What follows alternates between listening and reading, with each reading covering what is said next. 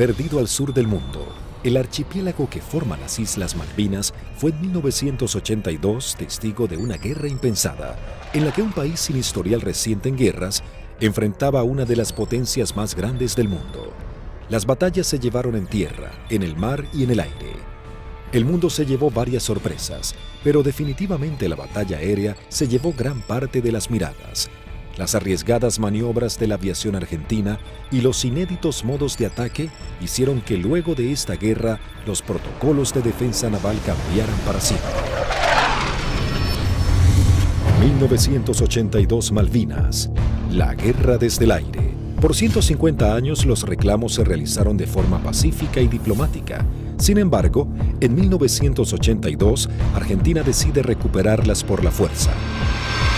Como respuesta, Inglaterra hace zarpar a la flota más grande que enviara contra un objetivo desde la finalización de la Segunda Guerra Mundial. La Royal Navy y sus modernos Harrier enfrentarían a la aviación argentina y bombardearían objetivos terrestres en las islas. Estaba a punto de gestarse uno de los enfrentamientos más espectaculares de la aviación moderna. Los Sea Harrier y los Harrier GR-3 llegaban a la zona de conflicto con el objetivo de dominar la batalla aérea. La mayor ventaja de estos cazas es que despegan verticalmente gracias a sus toberas direccionables. A la enorme experiencia de los pilotos británicos en combates aire-aire, se sumaba que llegaban armados con el misil americano Sidewinder AIM-9L, capaz de alcanzar a su blanco, aún siendo lanzado desde cualquier posición. Argentina se preparaba para enfrentar a las fuerzas de tareas británicas con diferentes aviones que había adquirido en los últimos 40 años. Si bien tecnológicamente estaba muy lejos del ejército británico, los pilotos tenían confianza en su desempeño. Había que pensar que el A4, el Skyhawk, era un avión que se compró de un diseño de la década del 50. Es un avión que la Fuerza Aérea lo compró usado en el desierto de Mojave, se le hizo el overhaul y se trajo a la Argentina. Voló aproximadamente 140.000 horas antes de la Guerra de Malvinas, o por ahí, o sea que es un avión que tuvimos muchísima experiencia. La flota de la Fuerza Aérea Argentina estaba compuesta por las máquinas que para el momento eran antiguas. En 1955 había iniciado un plan de renovación de sus cazas y bombarderos pesados. Los primeros que habían llegado al país luego de implementar esta política fueron los bombarderos Canberra, que para aquel momento contaban con un sistema de armas de vanguardia.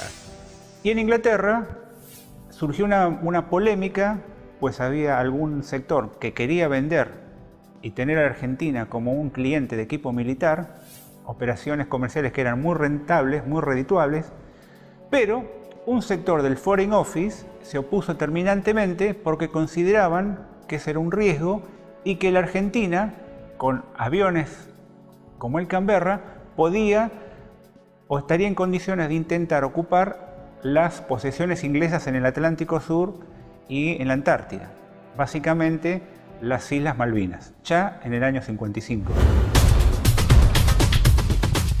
La mayoría llevábamos muchos años en la unidad, habíamos tenido un adiestramiento muy bueno, muy adecuado. Para nosotros esto era como participar en uno de los tantos ejercicios que se hacían, ¿no es cierto?, en esa época, y se simulaban operaciones reales, con lo cual teníamos un adiestramiento muy bueno y aparte un conocimiento mutuo entre las tripulaciones muy bueno, ¿no es cierto?, y aparte un espíritu realmente que nunca decayó. En la década de los 60, la Fuerza Aérea adquiere el cazabombardero A4 Skyhawk de manufactura americana. La Fuerza Aérea Argentina comenzó a recibir sus primeros A4 en 1966 y en 1974 se adquirió un nuevo lote de 25 Skyhawks A4C. La Fuerza Aérea Argentina también contaba con un avión de combate de fabricación nacional, IA-58 Pucará. Una docena de cazas a reacción Mirage 3 que habían sido adquiridos con la finalidad de proveer defensa aérea a la ciudad de Buenos Aires también estaban al servicio de las batallas aéreas. 39 aviones Dagger de origen israelí, su principal función era la cobertura aérea y el bombardero. En 1972, la aviación naval argentina adquirió un lote de 16 Skyhawks A4Q, que fueron destinados a la tercera escuadrilla de caza y ataque con asiento en la base aeronaval de Comandante Espora. La tercera de caza y ataque con Skyhawk había desarrollado numerosas técnicas o tácticas propias para atacar naves a mar abierto. Era una unidad desde ese punto de vista muy experimentada y reconocida inclusive por su capacidad. Estos Skyhawks, a diferencia del A4B y C, se caracterizaban por ser un sistema de armas capaz de operar desde el portaaviones argentino 25 de mayo. Pero para finales de 1981, los veteranos Skyhawks habían llegado al límite de la vida útil y la escuadrilla estaba a punto de pasar a retiro. Estaba pasando la escuadrilla por uno de sus peores momentos de la historia. Mejor dicho, el peor momento de la historia. 7 de los 10 aviones que contaba la escuadrilla estaban fisurados. Y eso significaba el cambio de las alas para poder seguir volando con seguridad. Algunos se pudieron cambiar, 2 de ellos se cambiaron el ala, pero los otros, los menos afectados, volaron con el larguero fisurado durante todo el conflicto. Y con respecto a los cohetes eyectores de asiento, también se ordenó que mientras durasen las operaciones no se iban a considerar vencidos esos cohetes, así que volamos con los cohetes de eyección vencidos. Así que el material nos encontraba a principios del 82 con solamente 3 aviones en servicio y que podían volar gracias a que la Fuerza Aérea nos había facilitado en préstamo 3 cohetes eyectores de asiento. Eso sumado a las falencias que ya se venían arrastrando de a tiempo, como los cañones de 20 milímetros que se trababan y que nunca fueron cambiados como pedíamos por los cañones DEFA de 30 milímetros que tanto éxito habían tenido los israelíes con su incorporación.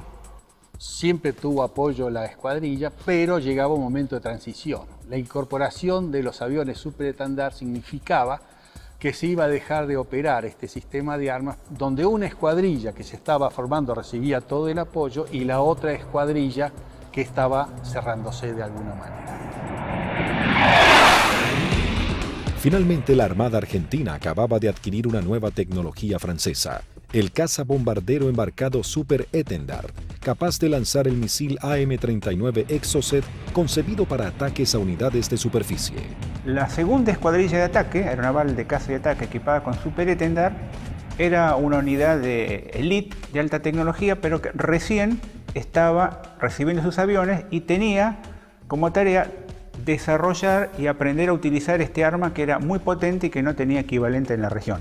También se contaba con un lote de cazas a reacción Air Macchi 326 GB y Air Macchi 339, que tenían la capacidad de poder operar en terrenos desfavorables y pistas cortas. La Operación Rosario, cuyo objetivo fue recuperar el control argentino en las Islas Malvinas, se llevó a cabo en las primeras horas del 2 de abril de 1982. Un grupo de comandos anfibios de la Armada Argentina desembarcó en las islas, redujo a la pequeña guarnición británica y tomó posesión del gobierno. 2 de abril de 1982 estaba destinado en la 5ª Brigada Aérea, en el grupo 5 de caza, y a las 7 de la mañana, la presentación normal que hacíamos todos los días, nos enteramos que habíamos recuperado nuestras Islas Malvinas. El 2 de abril, cuando fui hacia la escuadrilla, cuando ingresé, ahí me enteré que habían tomado las Malvinas. Una sensación de incertidumbre. Así que me encontraba de oficial de guardia y en ese momento recibo la noticia de la toma de Malvinas. Me tomó totalmente de sorpresa. Bueno, yo pertenecía al escuadrón 1A4C, que tenía su asiento en la ciudad de Mendoza. Estábamos haciendo unas prácticas en la base de Río Gallegos. Era una práctica usual que tenía la Fuerza Aérea en aquellos años de desplegar escuadrones, se llamaban escuadrones móviles, al sur de nuestro país, como para que todo el personal estuviera adiestrado y conociendo un área de un posible conflicto. A partir de ese momento nos preparemos, ¿no?, para lo peor. Tras el estupor mundial y el fracaso en las negociaciones, el gobierno de Margaret Thatcher envía su flota al sur de Sudamérica. La Fuerza de Tareas Británicas estaban compuestas por diversas unidades de combate, portaaviones, destructores, fragatas misilísticas, submarinos, buques de asalto, logísticos y de desembarco. Sorprendentemente y ante la incrédula mirada del mundo entero, Argentina se preparaba para enfrentar militarmente a una de las potencias más grandes del planeta.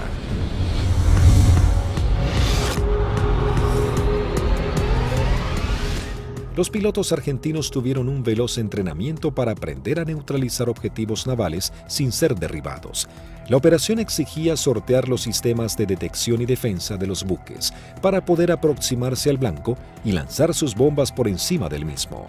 Había que equilibrar la inferioridad tecnológica con la capacidad humana.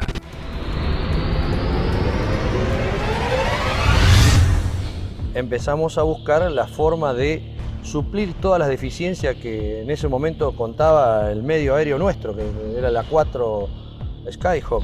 Y obviamente no teníamos contramedidas electrónicas para afectar tanto los radares como los lanzadores que poseían los británicos.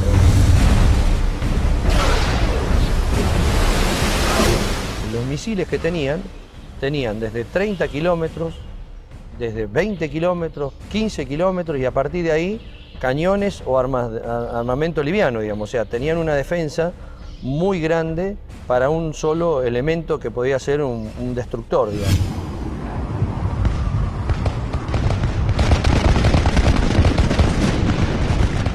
Entonces determinamos, con ayuda también de la Universidad del Sur, cuáles eran los niveles de vuelo que teníamos que realizar para poder volar bajo el lóbulo y no ser detectados por el radar. Eso nos dio a qué altura teníamos que estar en función de la distancia a donde podíamos encontrar el blanco. Y en la última parte, ya desde unos 50 kilómetros del blanco, teníamos que volar por debajo de los 15 metros, bastante pegados al agua, para no ser detectados por ese lóbulo. Dentro de los 20 kilómetros ya nos tomaba. Pero esa demora impedía que los sistemas de armas dirigidos por radar pudiesen apuntarnos con mayor anticipación, y eso evitaba de alguna manera o demoraba la posibilidad de ser derribados. Los aviones debían volar a escasos metros del suelo, no más de 10 metros a velocidades que oscilaban entre los 900 y 1000 kilómetros por hora. La mayoría no poseía radares y las comunicaciones debían ser mínimas para evitar ser detectados. Las maniobras eran realmente arriesgadas, pero parecía ser la única forma de poder enfrentar a la moderna flota británica. El adiestramiento de vuelo rasante era complejo y arriesgado. En el mar no había ninguna referencia visual de la altura en que se encontraba. Los A4B y A4C no contaban con un radioaltímetro, instrumento fundamental que mide la altura en la que se encuentra el avión con respecto a la superficie del suelo. El instinto y el oficio pasaron a ser herramientas vitales para los pilotos. Durante la práctica le tratábamos de decir al guía que volara más bajo, hasta tanto perdiéramos la vista del horizonte mar y ya empezaba a entrar en el efecto suelo, digamos, del mar, digamos, empezaba a cabalgar sobre la turbulencia que producía el aire, digamos, cerca del mar. El armamento que utilizaba la Fuerza Aérea estaba compuesto por diferentes bombas antiguas, paradójicamente de origen británico. Y nosotros usábamos una bomba inglesa, la ANM65A1, de 1000 libras, una bomba de Labro Lincoln, inglesa, de demolición de manzanas, que la devolvimos con muchísimo cariño y sin costo, como decía alguno. Paralelamente a los entrenamientos y mientras la flota británica se acercaba más y más, la Armada comenzaba una carrera contra el tiempo intentando de poner en servicio 8 de sus Skyhawks. También los técnicos buscaban poner en funcionamiento los escasos misiles Exocet que habían llegado al país antes del retiro francés. Hasta ese momento esta tecnología solo había sido probada en polígonos de tiro por sus fabricantes. nos dan la orden de la posibilidad de poner a punto el diálogo entre lo que era el sistema nuevo del superestándar con el misil M39. Cuando conectamos todo aquí en el país, el sistema no funcionaba porque eran un avión con un corazón de la época del 80 con las valijas de test que eran de la época del 70. Había ingenieros que se dedicaban a desglosar todo lo que era la parte matemática, cómo traspasar distintas informaciones, y algunas de las cosas también se hicieron por ensayo y error. Se iba buscando como un candado a combinación, ¿no? Se iba buscando número por número hasta llegar al número ideal que el misil pueda leer la información del avión. Y bueno, eso nos llevó un tiempo, hasta que un día la valija que reemplazaba al misil nos da que el misil había salido y que todos los parámetros que habíamos colocado estaban incorrectos. Eso ya nos daba un alto porcentaje de seguridad de que el misil por lo menos recibía la información correcta.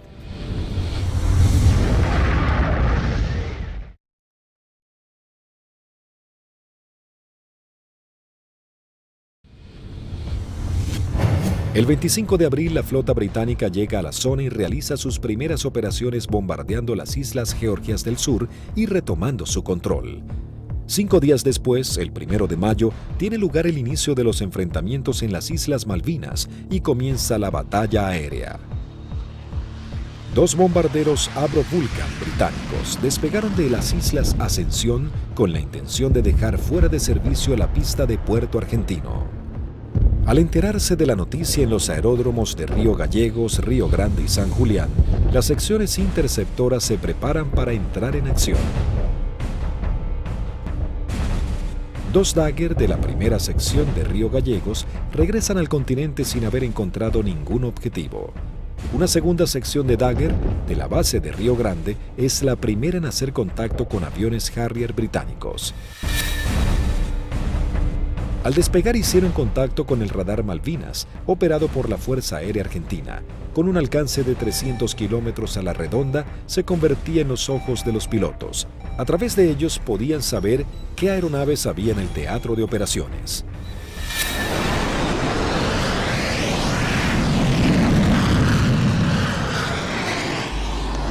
Tienen 2 pichones para ustedes a 120 millas náuticas, 20 grados firme.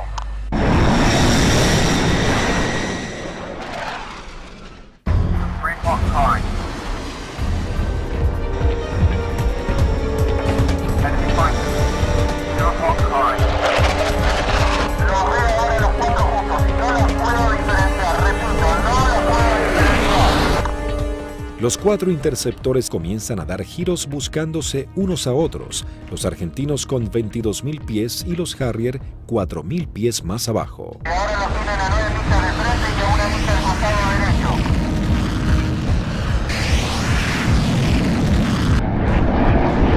Los Harrier, invirtiendo sus toberas, cambian rápidamente de dirección para enfrentar la amenaza argentina. Ahora los Harrier están enfrentados a ustedes, repito, están enfrentados. Los Harrier se niegan a tomar altura para enfrentar a los argentinos, ya que los Dagger tienen un mejor desempeño en altura. Tampoco los argentinos descienden a donde el Harrier corre con ventajas. Por esta razón no se produjo combate alguno. Esa misma tarde se produce la primera baja cuando el primer teniente Ardiles, en uno de los Dagger, armado con misiles Chaffir y cañones, pone rumbo solitario a las islas. Dirigido por el radar Malvinas, a un eco se acerca a su misión, sin saber que en realidad se aproximaba a una trampa mortal. Lo que erróneamente el radar detectó como un objetivo eran 2 Sea Harriers en formación cerrada. Al descubrir la amenaza argentina, uno de los Sea Harrier se coloca como señuelo, mientras el otro maniobra para colocarse por detrás.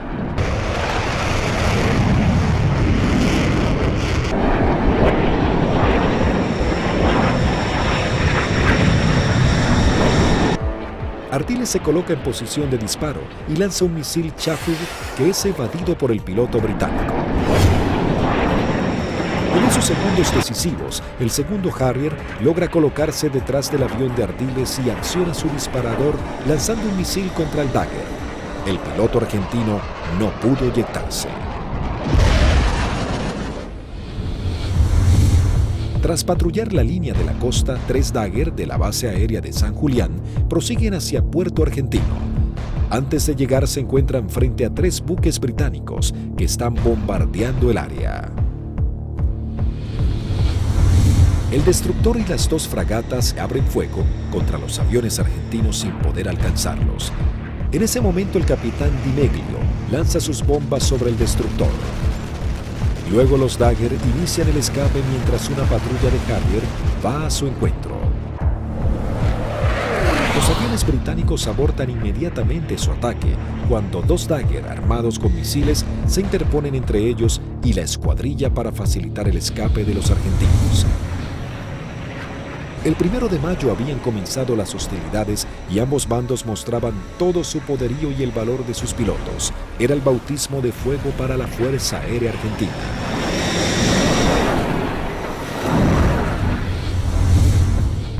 La guerra aérea había comenzado con los primeros enfrentamientos. Los británicos entraban su base de operaciones en la isla Ascensión y desde los portaaviones Hermes e Invencible.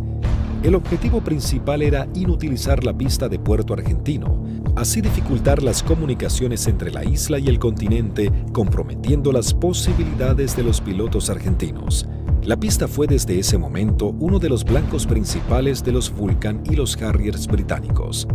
La primera baja en la pista es el mismo 1 de mayo, cuando los Sea Harrier bombardean al Pucará del teniente Yukik, alcanzando a su piloto y gran parte del personal que trabaja en el lugar.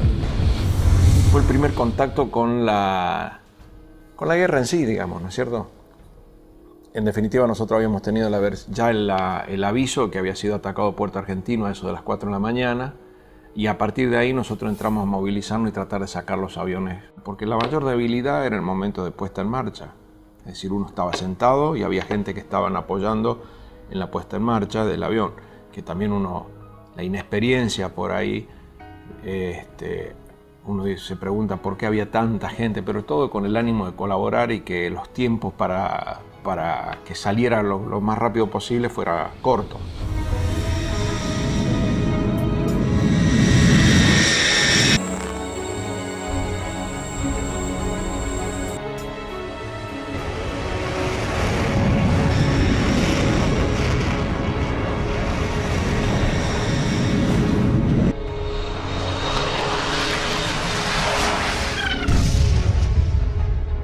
Desde armeros, de suboficiales técnicos, electricistas, todo dando vueltas alrededor del avión, que casualmente, desgraciadamente, es el avión donde impactan y casi todos ellos fallecen.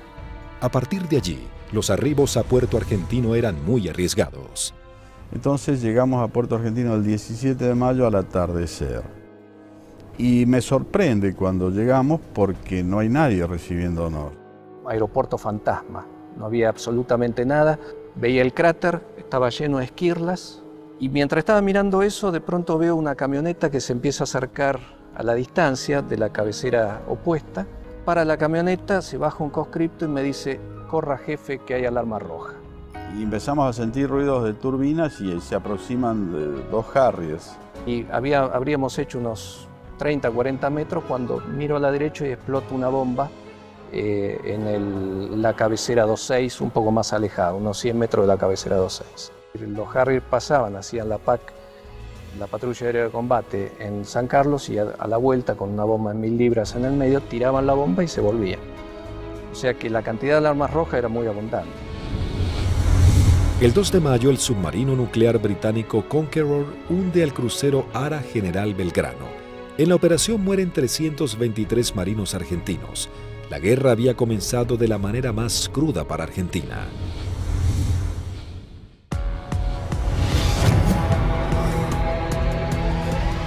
Mientras Argentina buscaba reponerse del hundimiento del crucero General Belgrano y los británicos comenzaban a familiarizarse con el lugar y el clima adverso de la región, la guerra del aire se encrudecía cada vez más.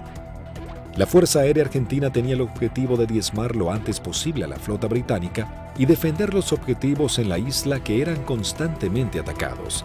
Los Harrier buscaban detener la acción de los pilotos argentinos y anular la comunicación entre el continente y Malvinas. La aviación naval contaba con que los servicios británicos de inteligencia habían descartado el uso del misil Exocet después de que el personal técnico francés se retirara de Argentina al inicio del conflicto. Por lo tanto, era una carta secreta con la que contaba Argentina. Tras semanas de arduas tareas, los técnicos navales logran hacer funcionar el misil. Para esto, los pilotos iban adiestrando en todo lo que era la parte operativa, ¿no? El lanzamiento del misil, el vuelo rasante, y nosotros trabajamos en la parte técnica. Una vez logradas las dos combinaciones, se le dio el ok que la escuadrilla estaba en condiciones de lanzar los misiles AM-39. El 4 de mayo, la aviación naval argentina pone a prueba por primera vez este sistema de armas. La segunda escuadrilla de caza y ataque monta una misión con 2 Super Etendard y un avión explorador Neptune y el apoyo de un reabastecedor Hércules de la Fuerza Aérea Argentina. El avión explorador Neptune detecta 3 contactos. Los 2 pilotos de los Super Etendard, tomando por sorpresa a los británicos, lanzan sus misiles contra el Sheffield.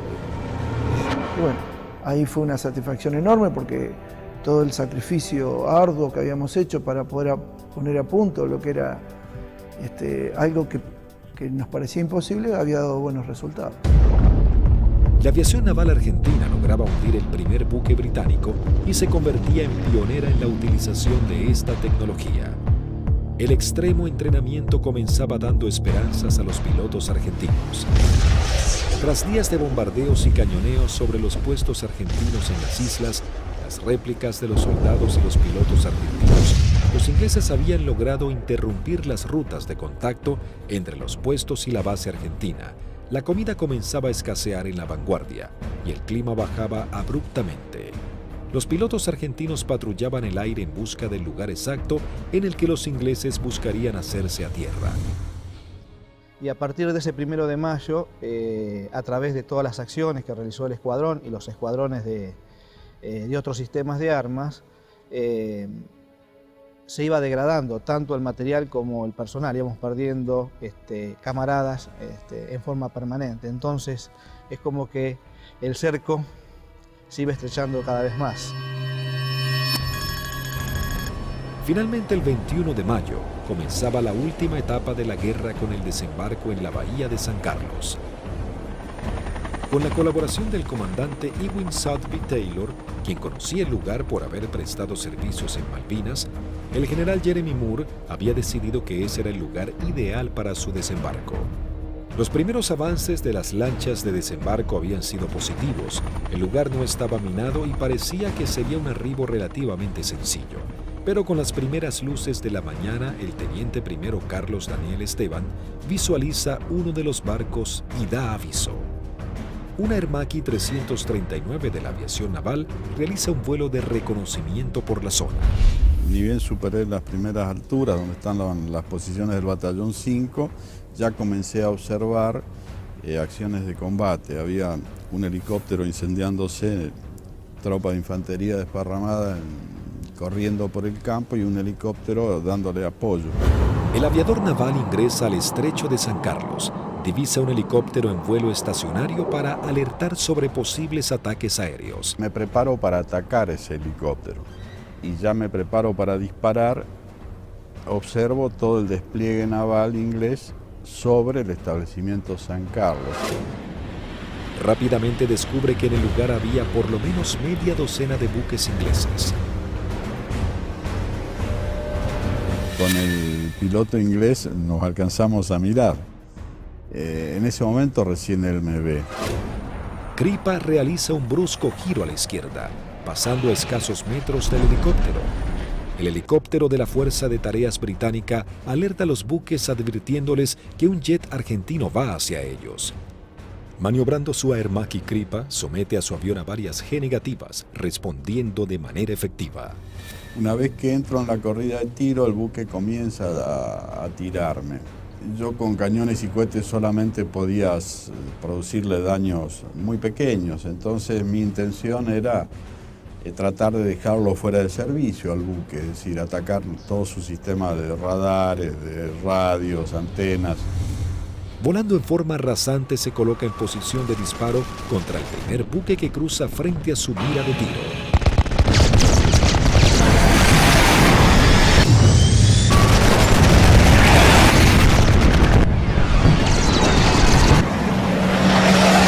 Tuve que recobrar muy fuerte mi avión con mucha fuerza para no pasar y cortar sus antenas. Una vez realizado el ataque Kripa, vuela entre medio de toda la flota británica. Las unidades ni los efectivos abren fuego por temor a impactarse entre ellos y el piloto argentino logra escapar. Entonces voy escapando sobre la península esta hasta salir del alcance de tiro de ellos, y ahí teóricamente tenía que volver, pero pensaba que si volvía a Puerto Argentino y decía que había muchos buques, nadie iba a pensar que había la cantidad que yo había visto. Así que hice una órbita en ese lugar y en el anotador de rodilla que teníamos hice un croquis, posicionando los buques que yo vi en ese momento. Escuchamos que se aproximaba el Kripa con el avión. Yo cuando voy aproximándome pedí que fueran preparando armamento. Cortó motor y el avión seguía desplazándose cuando ya se había bajado, y ahí comentó todo lo que había visto, muy a las apuradas obviamente. Me cargan en una camioneta y me llevan al comando a que yo pase la información que tenía. Tras su arribo al aeropuerto de Malvinas y pasar un informe detallado de la situación, todas las unidades aéreas de la Armada y la Fuerza Aérea Argentina se preparan para realizar ataques a los objetivos navales que se encuentran en la zona de desembarco. 30 minutos después llegó el primer ataque del continente compuesto de una formación de 6 Dagger. El objetivo es el Antrim. Una de las bombas no estalla y queda alojada en la popa de la embarcación. Así logran dejarlo fuera de combate. En este ataque también es averiada la fragata Broadsword con disparos de cañón.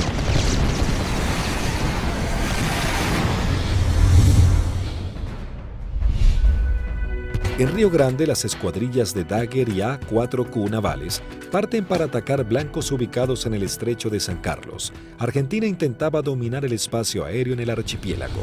Había poco que hablar en ese momento. Hicimos la última información de meteorología y con lo que nos trajo el capitán Castro Fox, salimos 2 secciones reforzadas. Yo salí con el teniente Márquez y el teniente Arca, y el sublíder era el teniente Rótolo, con el teniente Lecuri y el teniente Silvester.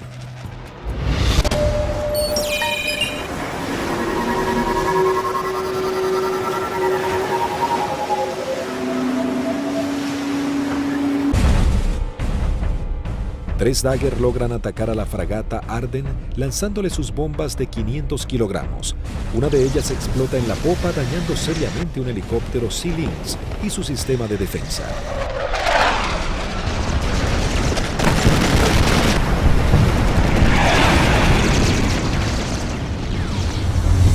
En ese instante, 3 A-4Q navales se aproximan en vuelo rasante a la bahía Ruiz Puente en búsqueda de algún blanco.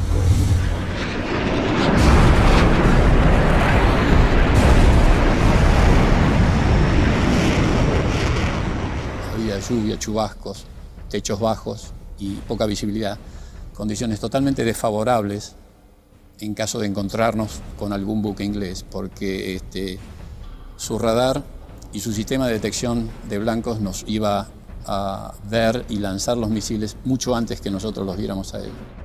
Los Skyhawk detectan visualmente a la fragata Arden visiblemente averiada. Les ordené atacar, conectamos máster de armamento, que era el único punto que faltaba. Iniciamos un giro para atacar desde una posición relativa favorable. Los 3 A-4Q navales se aproximan en vuelo rasante a 900 kilómetros por hora. El teniente Márquez, quien vuela último, ve el impacto producido por una de las bombas de 250 kilogramos del capitán Alberto Filippi, que da de lleno en la popa, elevando una gran bola de humo y esquirlas.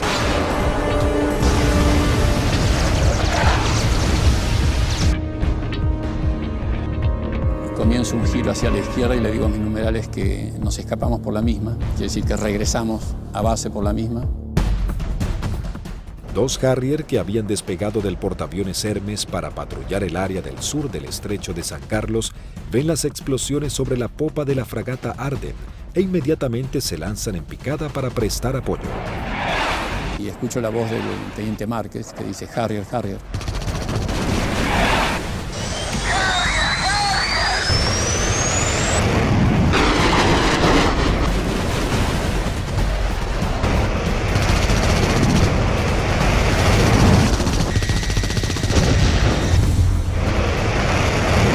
Mientras el otro Harrier va tras el A4Q del capitán Filippi y le lanza un misil Sidewinder.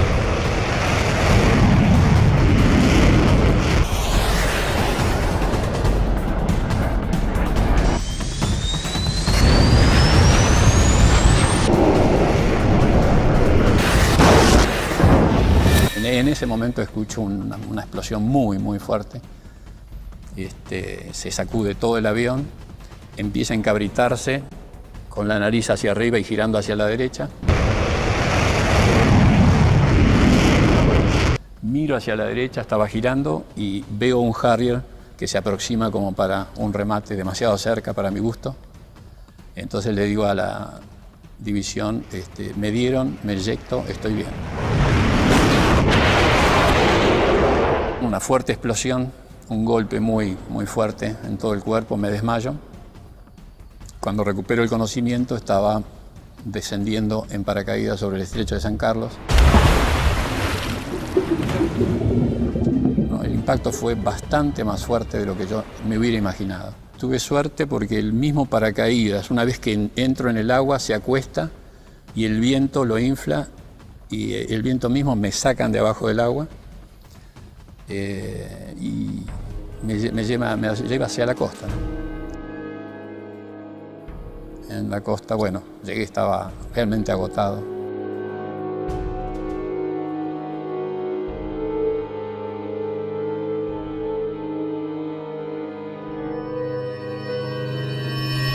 La fragata Arden, con daños de importancia, también es señalada como el blanco de la nueva escuadrilla que se acerca a la zona. Llegamos al borde de la bahía y vimos un destructor en el medio, una fragata para nosotros tipo 21 en el medio del canal, y esa fue la que señalé y esa fue la que atacamos. El teniente Rótolo dice a babor y vimos a lo que después supimos que era la Arden en el medio del canal, del estrecho. Y sobre eso giramos inmediatamente. Y ya pegado al agua practicamos un zigzagueo que hacíamos bastante violento a baja altura para evitar que los controles de tiro nos pudieran concentrar el tiro sobre nosotros.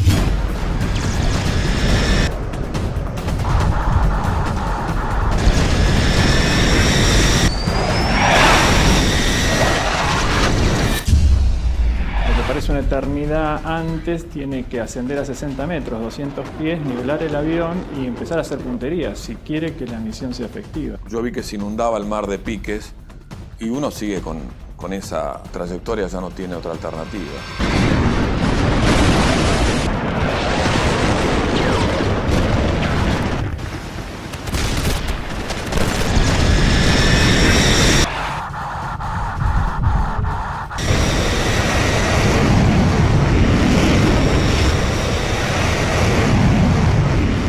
Yo vi el lanzamiento de teniente Rótolo, horquillando el blanco, 2 bombas antes, 2 bombas después, y sobre las columnas de sus explosiones, de la explosión de sus bombas, lancé yo las mías.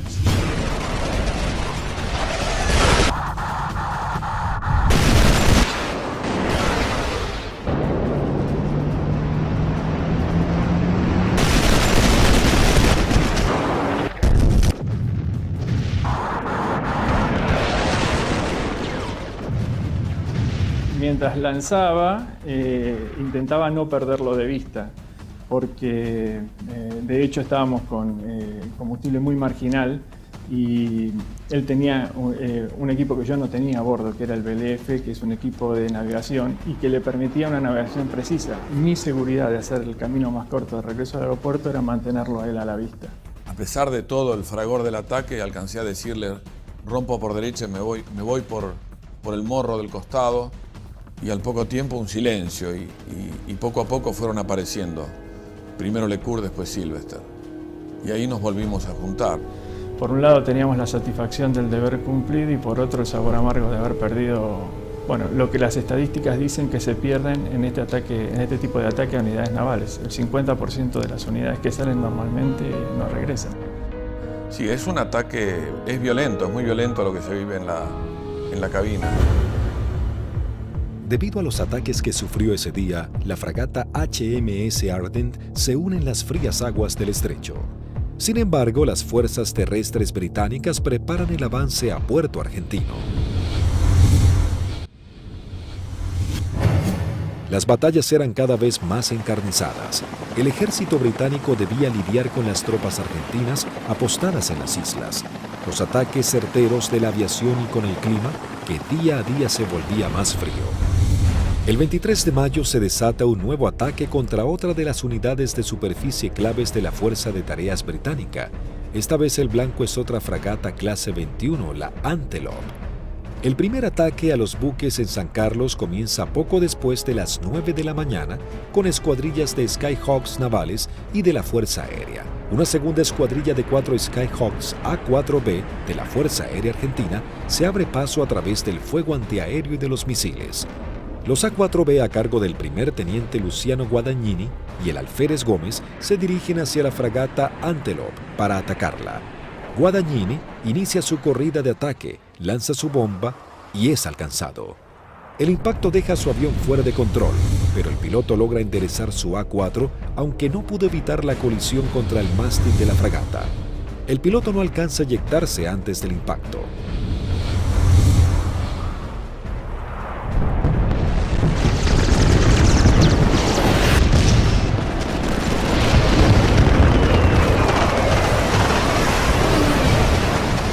La bomba continuó su trayectoria y quedó alojada en la banda de estribor sin explotar.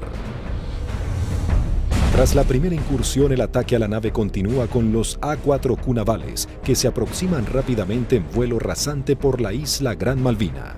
Pude recorrer bien pegado al terreno en la isla Gran Malvinas y llegamos lo que vendría a ser al cordón muy bajo que hay, pero de unos 450 metros de altura.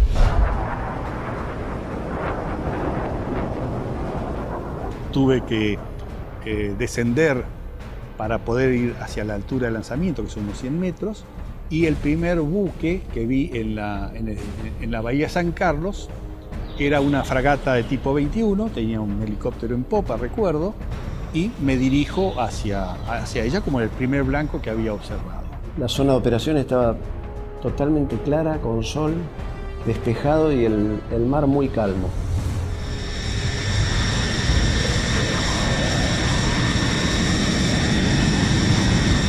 Todo era como en las ejercitaciones que siempre hacíamos con flota, un buque que que simulábamos el ataque, el buque que nos apuntaba, pero esta vez en vez de apuntarnos tiraba también.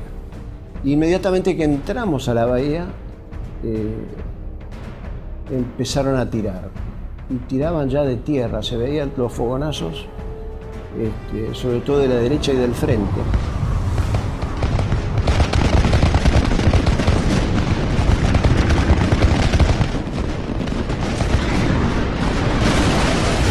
Cuando estaba más cerca de la entrada a la bahía, puedo ver sobre la izquierda a un buque que era más redituable como blanco, porque era un buque grande de tipo logístico.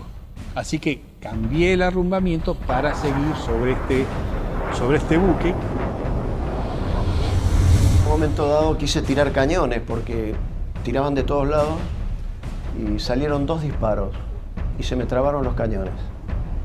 Así que me quedé con la bomba. Veo que desde la proa del buque sale una especie de bengala que reconozco que era un misil, y el misil era un Sicat. que venía en forma así errática hacia mi avión.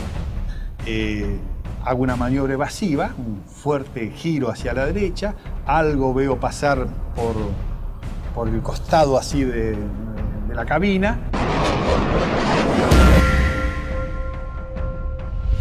Pero evidentemente el misil ese me había sacado en la corrida de puntería, que si bien no me derriba, logra el objetivo de que yo no pueda lanzar con mayor precisión las bombas y evidentemente mi salva fue larga. Habían borrado las matrículas de los buques, así que se veía un buque gris clarito sin poder identificar qué buque era. Cuando paso lanzo, eran 2.000 libras de peso que largaba en un instante, el avión hace una cabreada, quiere subir, impido que suba y cuando miro adelante estaban tirando de todos lados.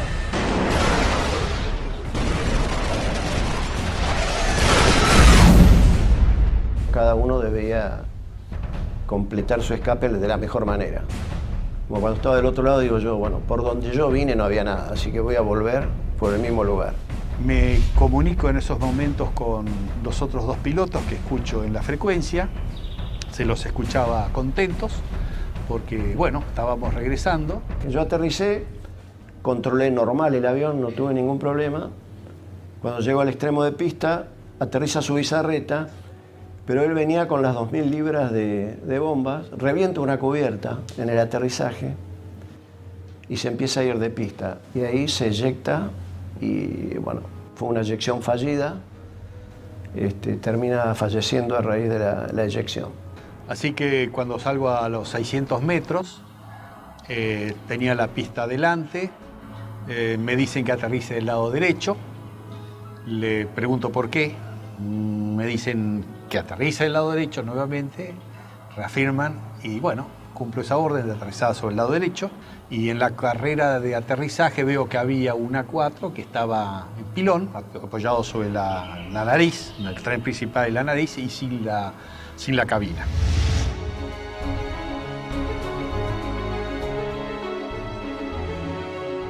No sabíamos nada de los tres primeros y su bizarreta que acababa de morir en el aterrizaje. Aunque dañada severamente, la Antelope aún continúa a flote. Esa noche, mientras se intentaba desarmar una de las bombas, estalla. Automáticamente se produce un incendio masivo y la nave se hunde. Con los británicos en tierra, listos para marchar a Puerto Argentino, la aviación se esforzaba más y más para frustrar sus objetivos. Por las noches, los Canberra arrojan bombas pesadas para hostigar blancos en las áreas donde las tropas británicas poseen puntos fortificados de artillería, logística y puestos de mando. Se usó la táctica, digamos, del tiro a gran altura, pero auxiliado por el radar. La mayor amenaza para nosotros eran los misiles tierra-aire y las patrullas de Harrier. En la última oportunidad que tiramos sobre Monte Kent, el radar nos avisa de que se estaban acercando una patrulla de Harrier y nos fue dando las posiciones relativas, o sea, nos avisa que estaban a 25 millas, nosotros hacemos el tiro, realizamos la maniobra evasiva, a partir de allí le damos al avión la máxima velocidad posible, ¿no es cierto? Vemos que se acercan hasta 20 millas y luego empezamos a perder, digamos, a ganar distancia con respecto a los Harrier, con lo cual esa fue una amenaza concreta que no llegó a acercarse a la distancia de tiro. Con las primeras luces de la mañana del 25 de mayo, el mayor ataque de la aviación argentina comenzaba a gestarse.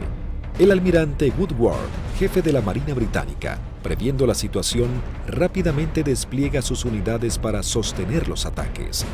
Los observadores navales argentinos mantienen actualizada la posición de los buques enemigos mientras las escuadrillas llegan a la zona.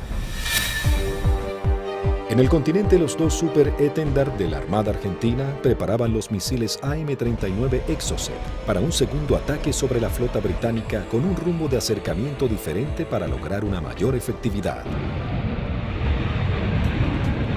Los británicos tienen certeza que los aviones aparecerán desde tierra, pero los radares no pueden detectarlos. A las 15:20 horas surgen dos A-4B sobre la isla Borbón y se dirigen hacia mar abierto, encontrando a la fragata y el destructor frente a ellos. Los A-4B lanzan su armamento. Una de las bombas rebota en el mar e impacta sobre el buque atravesando su cubierta de vuelo, destrozando la parte delantera de un helicóptero Sea Lynx y luego cae al agua. Los otros dos A-4 se acercaban en rasante rápidamente hacia los buques. Yo iba del lado izquierdo y mi guía del lado derecho, y como no teníamos radar, obviamente, el control lo hacíamos con nuestros ojos. A mí me tocaba controlar desde el frente a la izquierda y el guía del frente a la derecha. No teníamos otra alternativa, digamos.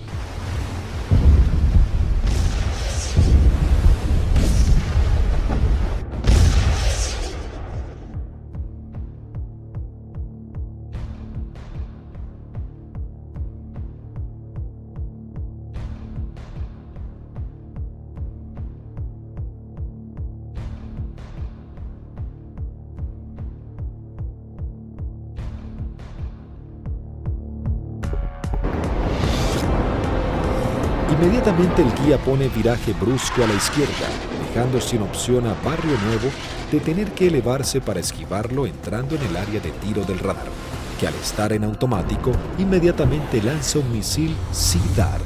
Escucho a la otra escuadrilla, Carballo, que dice el misil, el misil, el misil. Y Rinque, que venía atrás, le dice no se preocupe que va por otro lado.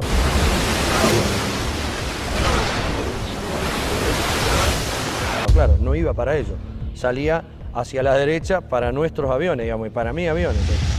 El misil Sea Dart necesita un tiempo para nivelarse e ir tras su blanco. Como los aviones argentinos ya estaban muy cerca del blanco, lograron pasar por debajo sin que éste pueda derribarlos.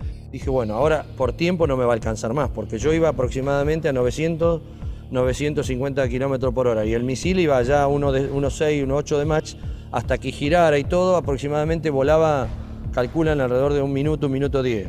No nos alcanzaba más, digamos.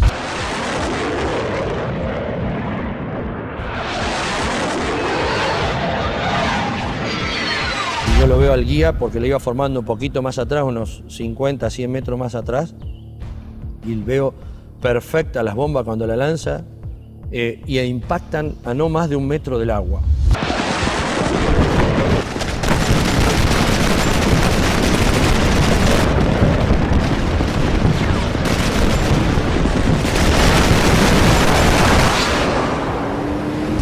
De inmediato se desata un incendio incontrolable, corte de las comunicaciones, electricidad y pérdida completa del control de la nave. Cuando aterrizamos en Río Gallegos, estaban columnas de mecánicos, los primeros 200, 300 metros con banderas, saludándonos. Dijimos, yo pensaba, mirá que bien, estaban festejando el 25 de mayo, digo, contento que volvemos los 4 aviones, espectacular, bárbaro. Y cuando vamos a la plataforma para estacionar, vemos que hasta el jefe de escuadrón viene a recibirnos y algunos pilotos. Yo no entendía nada, y yo como era el último avión, yo no me preocupé. Y cuando bajo, el jefe de escuadrón me maltrató. ¿Qué hizo? ¿Qué hizo usted, Alfredo? Le digo, el avión está en servicio, le digo, puede volar, no lo rompí, no hice nada. Le digo, está bárbaro. No, pero ¿qué hizo? Y ya me agarra de la solapa, eso no me lo olvido más. Así de la campera, de lo que le quedaba del chaleco salvavidas, y le dice, ¿pero qué hizo, señor? No sé, me despeiné en el vuelo, le digo, estoy desilustrado, no tengo ni idea. No, ¿qué hizo? Acaban de hundir un buque en 20 minutos. 19 hombres sucumben inmediatamente en el ataque y se hunde 20 minutos después de ser alcanzada. Al mismo tiempo que los A-4B de la Fuerza Aérea ponen rumbo al continente, un Hércules de la Fuerza Aérea Argentina reabastece al este de las Islas Malvinas a 2 Super Étendard de la aviación naval. Ellos ya están preparados para un nuevo ataque con misiles Exocet.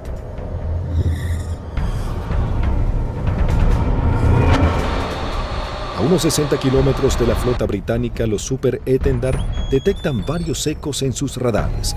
Eligen los más grandes y mientras toman altura de lanzamiento, los datos son transmitidos a sus misiles de manera automática.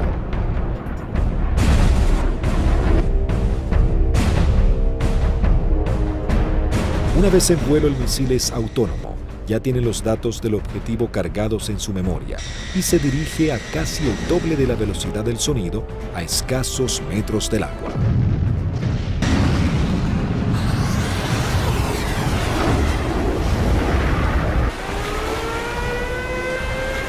Nuevamente los británicos lanzan una alerta de combate.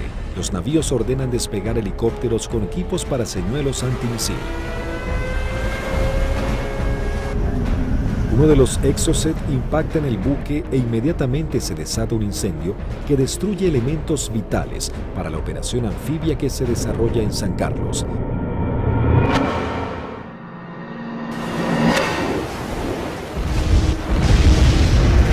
El buque es abandonado y se hunde unos días después. Si bien el daño infligido sobre la flota británica era considerable, cada vez la resistencia argentina estaba más doblegada en las islas. La guerra llegaba a su nivel más desesperante con las bajas temperaturas. Las tropas británicas se preparaban para avanzar por tierra. Sin embargo, los soldados argentinos apostados en las islas no cedían posiciones y los bombardeos aéreos azotaban a la flota británica. Las fuerzas argentinas, visiblemente cercadas en Darwin, resistían con el apoyo de la aviación.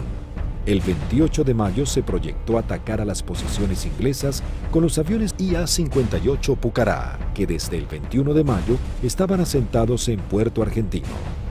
Conocíamos bastante la zona porque era la zona misma donde nosotros habíamos operado antes, es decir, a los alrededores de lo que habíamos utilizado como campo de aterrizaje nuestro, era la zona donde ya estaban los ingleses aproximándose hacia el pueblito donde estaba la base, digamos lo que quedaba de la base. Yo alcanzo a ver algo que se mueve, levanto y hago una ráfaga de cohetes, siento una voz en la frecuencia de mi radio que me dice desde tierra en Darwin, siga tirando que están ahí, siga tirando que están ahí. Y ahí empiezo a sentir dos disparos también que me empiezan a impactar en el avión. El Pucará, si tiene alguna cosa, es la maravilla del gran poder de absorción de impactos, digamos, porque la manera que yo sentía que me pegaban, digo, me van a desarmar el avión. Yo trato de salir, como los impactos que me pegaban eran casi todos del lado derecho, quiero virar el avión hacia la izquierda y ahí el avión ya no me responde. Bueno, entonces ahí tomo la decisión de eyectarme. Muy bajo, yo ya estaba, creo que no más de 15, 20 metros del suelo. La sensación de estar colgado en un paracaídas no la tengo porque fue como si hiciera un salto desde un techo al suelo, porque fue todo demasiado rápido. Tengo grabado en la memoria que pasa el avión abajo mío todavía y el agujero a través de la cúpula por donde había salido el asiento. Y todavía que le siguen tirando porque se ven trazantes que van hacia el avión. No vi si el paracaídas se abrió, no sé, no supe nada. Ya me encontré en el suelo y enredado intenté salir corriendo y ahí me enredo en los cordones del paracaídas, que caigo, me vuelvo a levantar y tratándome de sacarme el paracaídas y pues ahí ya me agarran dos ingleses, me apuntan y se me acabó la historia. Con las bajas temperaturas, los plazos eran cada vez más cortos y los ingleses buscaban generar un desenlace rápido. La Fuerza de Tareas británica intenta cerrar su cerco sobre Puerto Argentino. Para lograr este cometido se organiza un desembarco anfibio apoyado de unidades navales en la zona de Puerto Fitzroy el 8 de junio. La Fuerza Aérea Argentina recibe la información del movimiento de dos buques de desembarco británicos. Rápidamente se preparan para lo que sería el día más negro de la flota. Se lanzan desde el continente dos escuadrillas de A-4B, dos de M5 Dagger, listas para el ataque a objetivos navales, y una tercera armada con cañones para diversión. La primera escuadrilla de A-4B divisa y bombardea el buque de desembarco Sir Galahad. También se bombardea la costa en donde los ingleses comenzaban a llegar.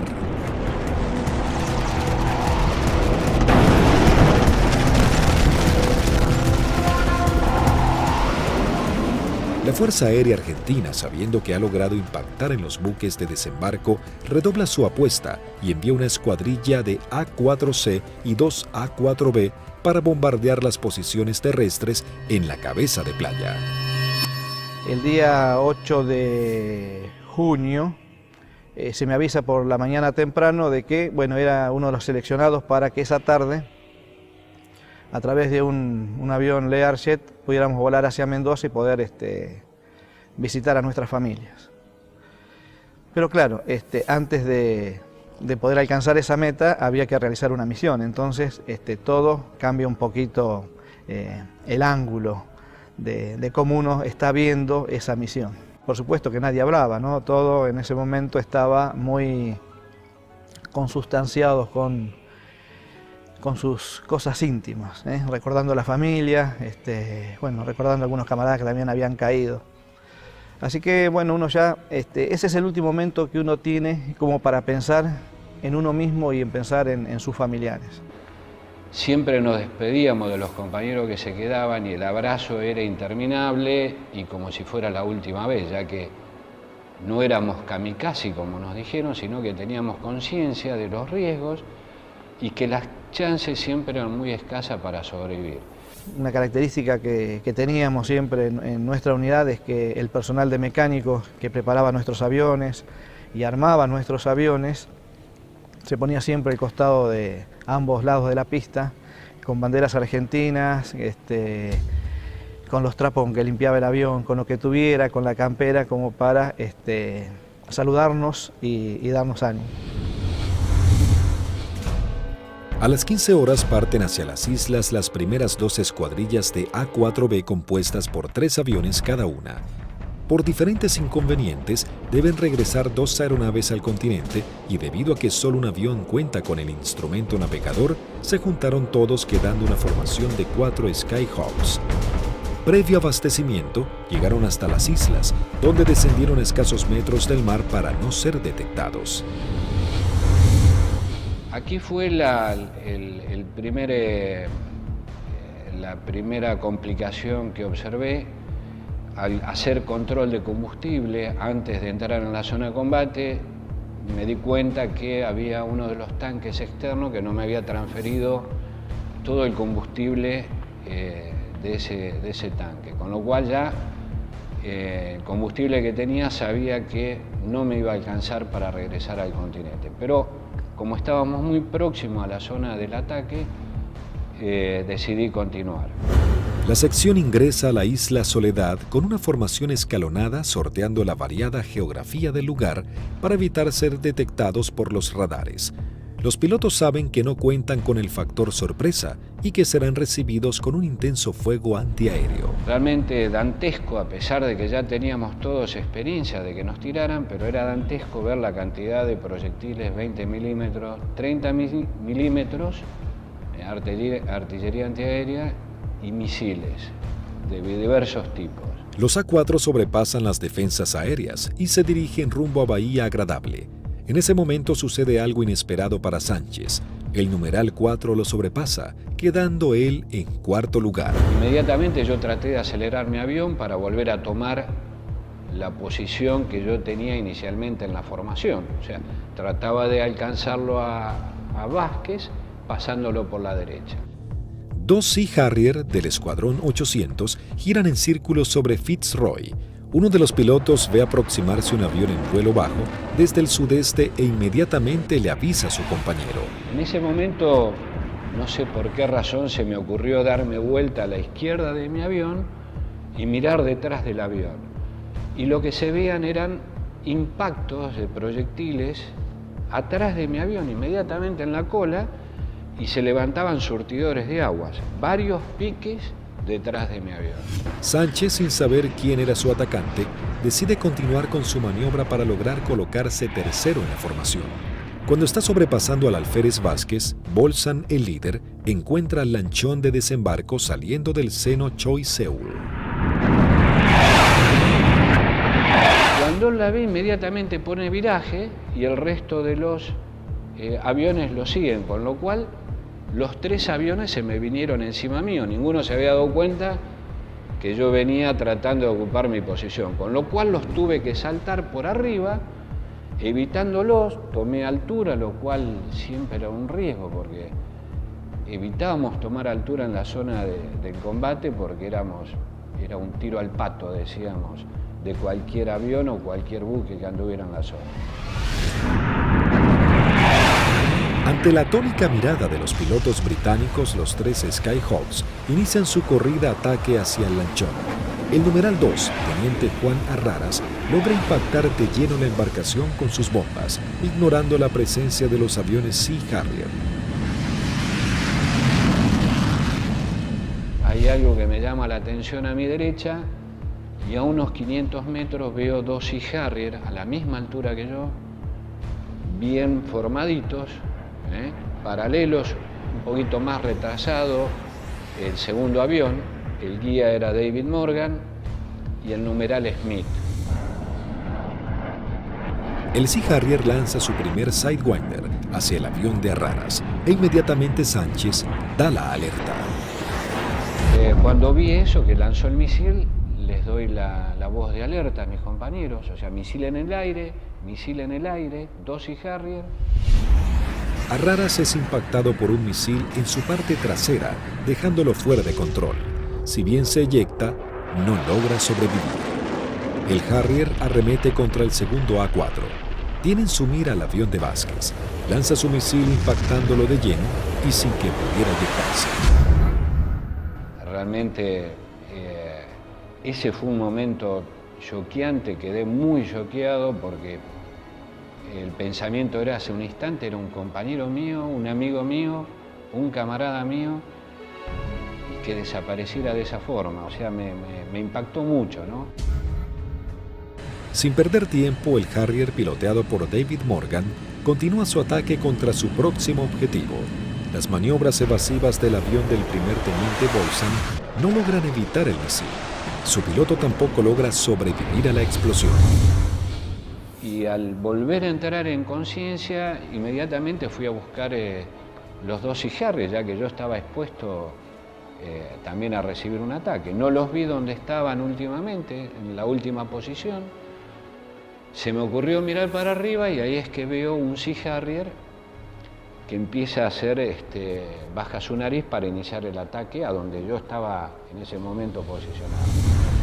Tras el ataque, el único A4 sobreviviente, en inferioridad de condiciones para entrar en combate, decide desprenderse de todo el peso extra y emprender un escape pegado al mar acompañado de maniobras evasivas. Estaba realmente muy estresado, muy choqueado, con lo cual había cosas que estaba descuidando, entre ellas el combustible. Cuando me di cuenta, realmente no me alcanzaba para llegar, excepto a Puerto Argentino, no llegaba a ningún lado. Lo primero que hice fue tomar altura, independientemente que anduvieran los Sea Harrier, ya no importaba mucho. Moría de una forma o iba a morir de la otra, así que... Sánchez toma altura y reduce su potencia de motor a fin de economizar el gasto de combustible, aunque queda expuesto a cualquier tipo de ataque. Mientras tanto, la sección de A4C entraba en la zona de combate atacando el personal que desembarcaba en la costa de Bahía Agradable. Ahí nos encontramos con los barcos humeando, muy próximos a la playa, y un enjambre de hombres que estaba desembarcando y que iba trasladando todos los pertrechos hacia la playa.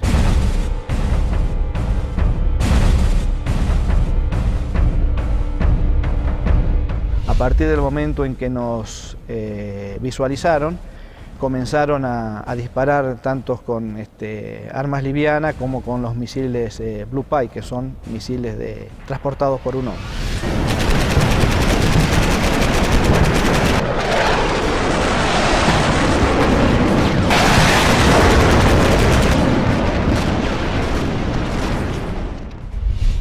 Tuve la oportunidad de esquivar 2, girando un poco el avión y poniendo pedal, tratando de evitar. Pasaron algunos por arriba y algunos por abajo.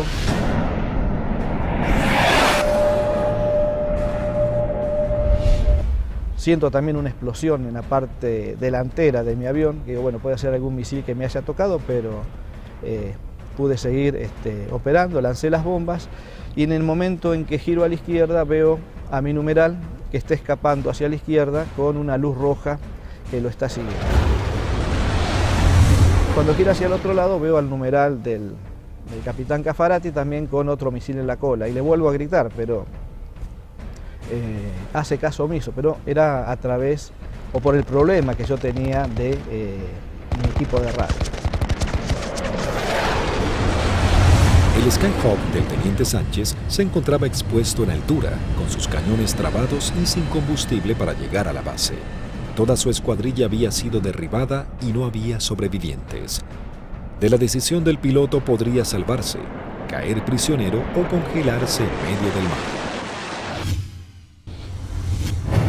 Mientras tanto, en algún lugar sobre el océano Atlántico, el teniente Sánchez decide arriesgarse e ir en busca del Hércules reabastecedor, descartando la idea de regresar a las islas para eyectarse y ser tomado prisionero. Cuando vamos camino al reabastecedor, escucho la voz del momento el teniente Sánchez, el Pipi Sánchez, que había sido uno de los únicos sobrevivientes del ataque anterior.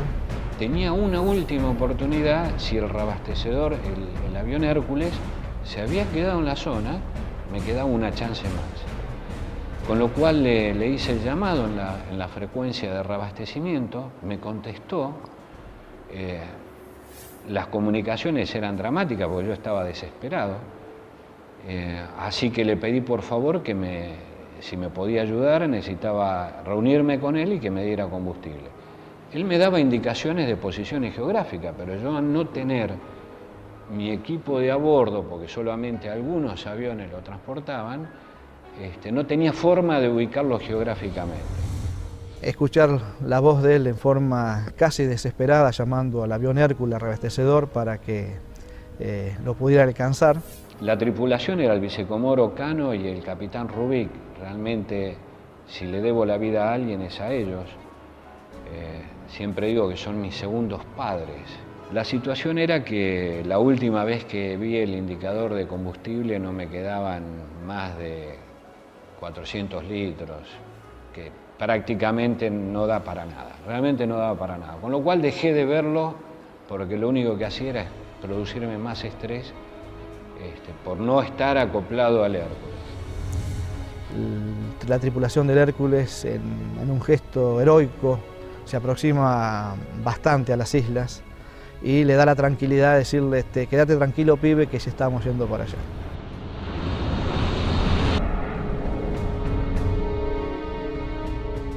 Y luego pude acoplar y me transfirieron combustible que me permitió llegar a Río Gallegos, a nuestra base. En el regreso, el brigadier Paredi observa que su indicador del nivel de aceite de su avión comienza a fluctuar. Nuevamente el fantasma de la caída en medio del océano vuelve a aparecer. Con lo cual digo, bueno, puede ser que me hayan producido alguna perforación, esté perdiendo aceite y se engrane el motor y acá me queda a mitad de camino. Lo único que atiné fue a sacar mi libreta de control de procedimiento, donde tenía una foto de mi señora y mis hijos, para echarle una última mirada, para decir, bueno, por lo menos están en mi recuerdo hasta el último momento. Afortunadamente el indicador, después de eso, no sé si fue mi familia o Dios que me dio una mano, esto se acomodó y pudimos llegar con felicidad a la base San Julián.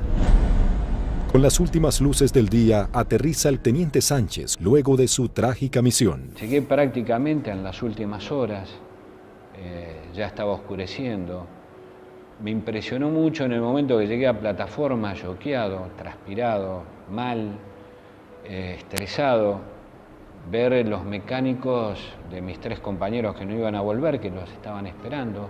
Así fue como terminó ese día. Lamentablemente los 3 compañeros míos murieron, 2 fueron derribados por David Morgan y 1 por el Smith, volando sigilado. Habían logrado detener un desembarco clave para las fuerzas de tareas británicas, las misiones cada vez más peligrosas y dejaban en claro el poderío de la aviación argentina.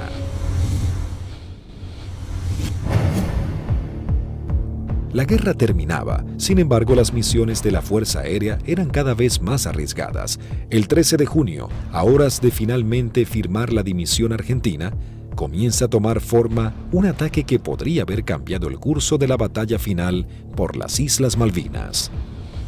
El día 13 de junio, que fue ataque objetivo terrestre, en principio cuando comenzó el conflicto del Atlántico Sur, los pilotos teníamos cierta aprehensión a los ataques a objetivos navales, ¿no? Porque la fragata tenía de todo para defenderse.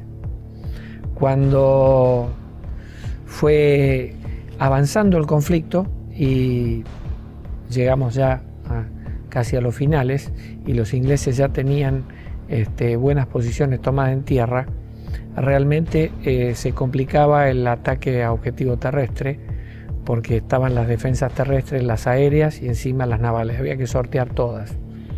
Pero realmente era para lo que habíamos estado preparados toda la vida, y creo que esa fue una misión en la cual los ingleses estuvieron sorprendidos de cómo nosotros llegamos al corazón del Estado Mayor, que estaba en Monte Dos Hermanas, al pie del Monte Dos Hermanas.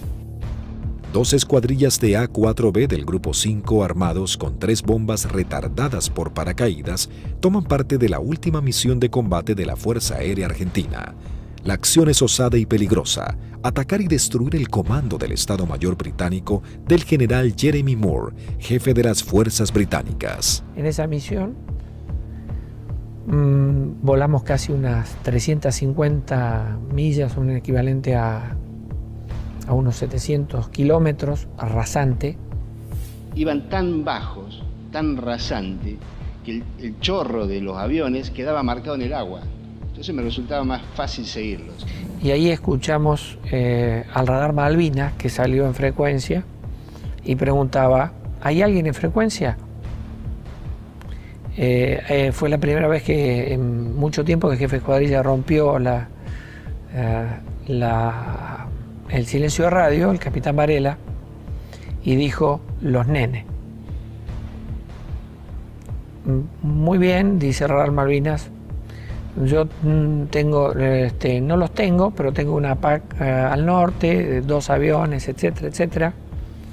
Tengo una al sur, tengo una al oeste y tengo una al este. Le volvió a preguntar al capitán: ¿usted nos ve? El radar Malvinas le dijo: no. Entonces ellos tampoco. A las 12 horas del mediodía, las 2 escuadrillas ingresan al área de Malvinas para dirigirse a su blanco. Cuando estábamos sobrepasando el acantilado, vimos que estaba posado ahí un helicóptero, un Sea Lynx, británico, que son los que lo usaban ellos como de vedores. Y yo pienso que ese helicóptero informó la posición nuestra, informó la entrada nuestra a la isla. Inmediatamente de eso, el radar Malvinas empezó a dirigir al aire, dar todos los movimientos a las PAC. Todas las PAC iban concentrándose hacia el lugar de nuestra ruta.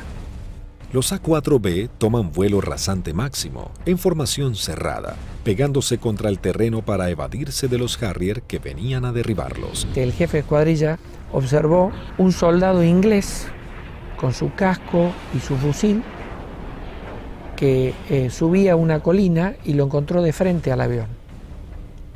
Evidentemente estábamos volando muy bajo. Varela iba como siguiendo el terreno, volando bajo, y por momentos se perdía de vista. Cruzamos esa pequeña loma y por delante nuestro había un campamento muy prolijo con unos shelters y una veintena de helicópteros aterrizados en ese sitio, y un despliegue de gente. Los 4 Skyhawks logran sortear el terreno y llegan al corazón del Estado Mayor británico. Hasta que escucho tirar, dice Varela, tirar. Y veo ahí veo los fogonazos de los 4 bombardeos que hicieron cada uno de los aviones. Los A-4B se dirigen directamente al cuartel general y lanzan sus bombas. En medio del caos e improvisando la defensa, el general Moore escapa del ataque. Pude ver el impacto de los helicópteros en marcha y el impacto de los cañones nuestros, una mancha marrón que iba pegando en cada uno de las puertas del helicóptero. Yo era la primera experiencia que tenía de haber tirado tan cerca. Incluso uno de los helicópteros despega y, digamos, nos pone el rotor de frente al avión. La segunda escuadrilla, al mando del teniente Cepeda, entra en acción realizando un segundo ataque sobre los cuarteles de Muro. Cuando yo veo ese escenario, ordeno a mi escuadrilla tirar en ese lugar, ya sobrepasado el ataque de Varela, más adelante. Tiramos las bombas y bueno, vamos a salir. Yo salgo, sigo la línea de vuelo y venía un helicóptero, un Siquín, cruzando de mi derecha a izquierda. Y empecé a disparar a ojo, pero como la munición es trazante, me quedaba marcado por dónde iba la munición, entonces yo veía y movía el comando como para que barrerlo al helicóptero con la munición.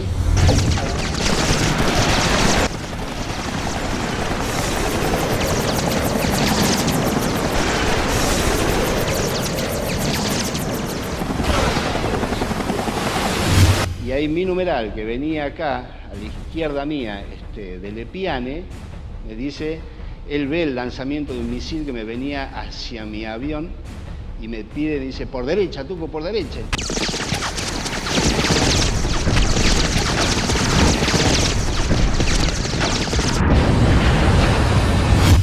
Decidimos salir en forma individual, atravesando las islas, con regreso al continente, por a San Julián.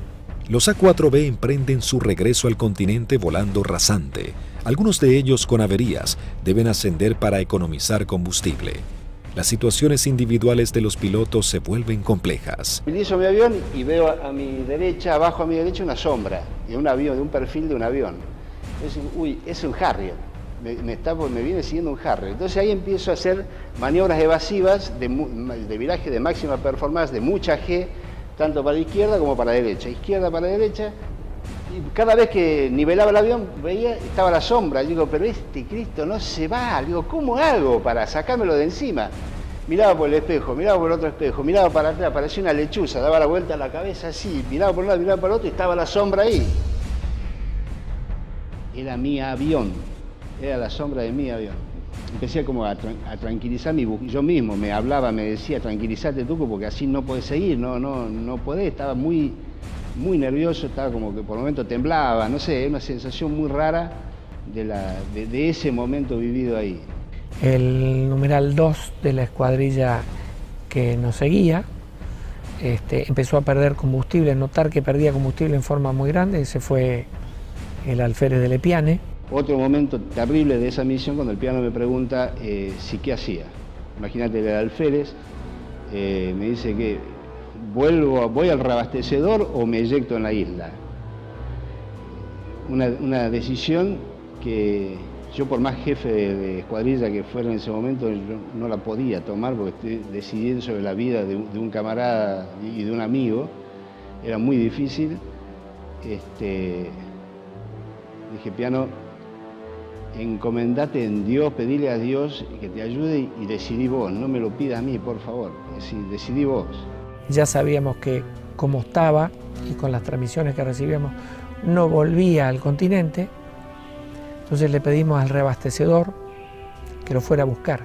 Y él veía que a medida que se iba buscando a la coordenada donde nos canta, donde estaba el reabastecedor, él veía su indicador de combustible bajar más, me decía, tengo 500, tengo 300, tengo 200, yo decía, no llega a nada, no te busca nadie, no te rescata nadie, en medio del Atlántico no te rescata nadie.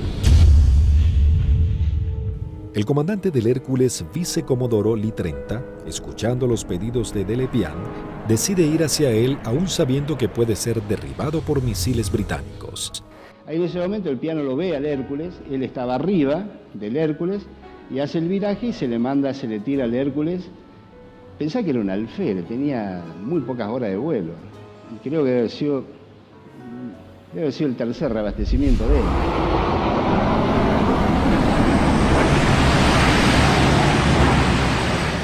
Ahí el reabastecedor se arrimó a las islas en un acto de arrojo terrible, ascendió, lo buscó, lo encontró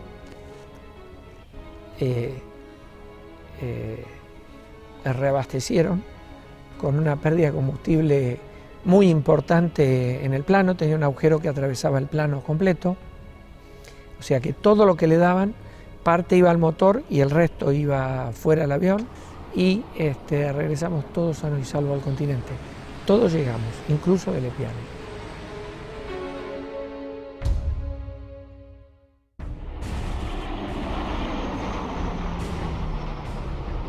Ese fue un factor importantísimo en el desarrollo de la guerra, el tema del reabastecimiento.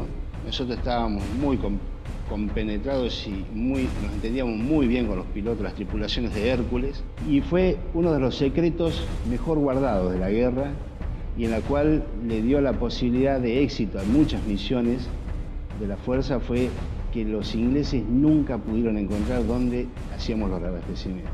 Buscaron por todos lados, nunca encontraron un Hércules haciendo reabastecimiento. Las misiones extremadamente peligrosas en las que se embarcaban los pilotos eran los últimos actos heroicos de una guerra que ya llegaba a su fin.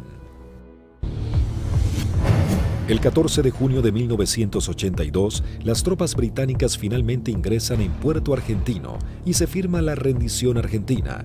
El general Mario Benjamín Menéndez, jefe de las guarniciones argentinas en las islas, le informa a su par británico que solo puede responder por sus unidades en Malvinas. El general Moore insiste en la necesidad imprescindible de interrumpir las acciones y Menéndez le reitera su falta de control sobre la Fuerza Aérea y la aviación naval, pero le garantiza que no efectuará ningún pedido de misiones. Moore comenta sus experiencias en San Carlos y Monte Kent, donde noche a noche eran bombardeados por los Canberra, y agrega que el día anterior había salvado su vida por un minuto al ser atacados por aviones A-4B. El conflicto deja a los británicos con su flota desmantelada y no es posible proseguir con las operaciones navales. En ese momento, si alguien le pone un valor en números, y un avión que no valía más de $50.000, y una fragata CL-42 valía $550 millones puesta en el puerto. O sea que si uno hace números, realmente no resiste mucho análisis. La guerra económica la ganó la Fuerza Aérea Argentina, desde ese punto de vista, ¿no? Y la Armada con sus A4, porque eran aviones viejos que nadie calculó que tenían la capacidad de hacer el daño a una de las primeras flotas del mundo. Bueno, creo que hicimos bien los deberes. Hicimos aquello para lo cual estábamos adiestrados y creo que lo hicimos bien. Yo creo que esa es la demostración más grande del profesionalismo y de la cadena que hace que ese hombre, en definitiva el último eslabón, llegue y cumpla con su objetivo. Pero hay un montón de gente atrás y que todos han demostrado ampliamente su valía y convencimiento por la fuerza y en definitiva por la nación. Lo realmente importante es el vínculo que uno genera con el camarada que va a entrar en combate junto a uno, que va a arriesgar su vida con uno y del cual va a depender de mí y yo voy a depender de él. Son los que nos permitieron trabajar como un grupo realmente integrado y yo particularmente me siento orgulloso de haber pertenecido a los halcones navales. El escuadrón, a pesar de que tuvimos muchas bajas, tuvo el espíritu y las ganas de seguir combatiendo y defender algo que era nuestro. Muy poca gente valora realmente lo que hizo un piloto arriba de un avión en la desventaja que se volaba. Se dice siempre que si querés saber cómo te fue en la guerra, preguntale a tu enemigo. A mí los que más me han demostrado afecto, reconocimiento, el aprecio por lo que hicimos en Malvinas fueron los ingleses, que no respetan absolutamente a nadie. Cuando de defender sus intereses nacionales estamos hablando, como es el caso nuestro. La voluntad y el deseo de poder cumplir con la misión y cumplir con ese juramento que en algún momento hicimos cuando éramos cadetes, de defender la bandera y la patria hasta perder la vida. 36 aviadores de la Fuerza Aérea Argentina y 4 de la Aviación Naval Argentina perecieron en operaciones de combate y accidentes. Los que más hay que resaltar de lo que fue la participación de Argentina en Malvinas, hemos dejado grandes hombres, padres de familia, dieron su vida, que es lo más caro que hay, para defender ese interés nacional, y no lo tengamos en cuenta y no lo resaltemos. Creo que es lo fundamental. Primero y fundamental, el mejor recuerdo para aquellos que dieron todo, que es fundamentalmente la vida de aquellos que no volvieron. Es el gran honor para mí de haber haber conocido héroes vivos. Eso yo creo que es el mayor honor que he tenido, que me ha permitido la vida. Un joven típico, entusiasmado y comprometido con amor a la patria. La verdad que, como lo dicen a veces en las historias, bueno, ese era Márquez. Lo tenía todo, generoso, bondadoso, valiente. Y bueno, y le tocó este combate que lo hizo con mucha dignidad. La verdad que para nosotros es un símbolo en la escuadrilla. Márquez era subordinado mío en operaciones, así que era un excelente amigo y un gran profesional. A él le tocó quedarse como custodiando nuestra soberanía. Pero yo siento que su vida, aunque fue muy corta, fueron apenas 29 años, él vivió una vida muy plena. Fue tras un sueño, que fue volar, y lo logró, lo alcanzó. Y durante todos estos años lo necesitamos, sobre todo su familia, su esposa Graciela y sus 2 hijos, Andrea y Lucianito, que no alcanzó a conocer, no había nacido todavía cuando él fue para las Malvinas. Y si yo tuviera que decirle algo, le diría: misión cumplida, querido hermano.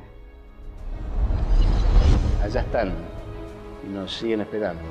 Malaver, me sigue esperando Bustos, Gavassi, Nívoli, Ibarlucea, Arrarás, Vázquez, Bolzán, todos nos están esperando. Así que es un dolor que todavía uno lo está tratando de superar, a pesar de los 27 años. El conflicto de Malvinas dejó un sabor amargo, pero marcó la impecable profesionalidad de los pilotos argentinos, quienes con tecnologías claramente inferiores y algunas que ni siquiera habían sido probadas, lograron dar batalla y sorprender al mundo con maniobras y estrategias de combate que jamás se habían utilizado. Si Argentina la recupera, será por la vía diplomática, con inteligencia, con trabajo. Es como se lo explico a mis hijos. Malvinas, con toda la calma del mundo, significa la persistencia de la necesidad de recuperarlas.